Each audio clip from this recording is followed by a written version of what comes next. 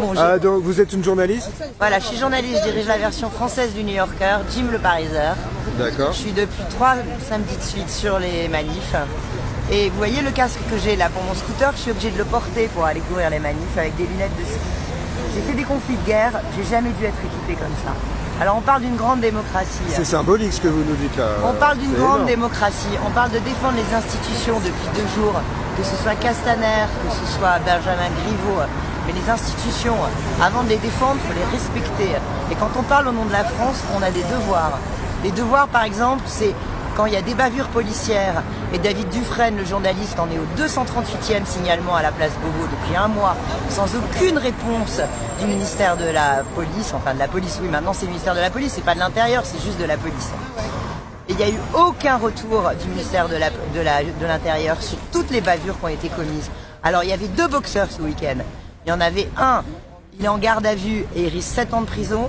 Il y en a un autre, il a eu la Légion d'honneur et il a eu pour l'instant un signalement administratif auprès des GPN, même pas pénal. Le 2 poids 2 mesures. Alors on se demande jusqu'à quand il va falloir des vidéos et jusqu'à quand LCI, BF Merde TV, parce que tout mon confrère, on l'appelle comme ça, jusqu'à quand BF Merde TV, LCI, CNews que j'ai vu samedi en train de filmer une petite poubelle pour essayer de montrer que la rive gauche était en train de brûler. TF1, ça c'est même pas la peine, de toute façon on sait qu'ils sont pourris depuis longtemps, mais même le service public, France Inter, Nicolas Lemorand, la matinale qui hurle avec les loups depuis le départ, Sophia Aram qui le 24 décembre a fait une chronique absolument écœurante qui s'appelait Gilets jaunes magiques, où elle était en train de dire que vous étiez homophobe, que vous étiez raciste, que vous étiez antisémite, et qu'avec un gilet jaune on pouvait tout se permettre.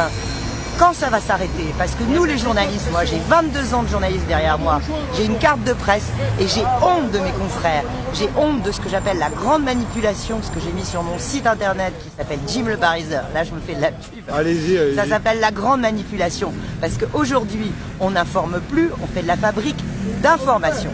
Et on fait pas de la fabrique, pardon, d'opinion, voilà. C'est tout à fait ça. Ah, merci beaucoup madame pour votre témoignage. Super.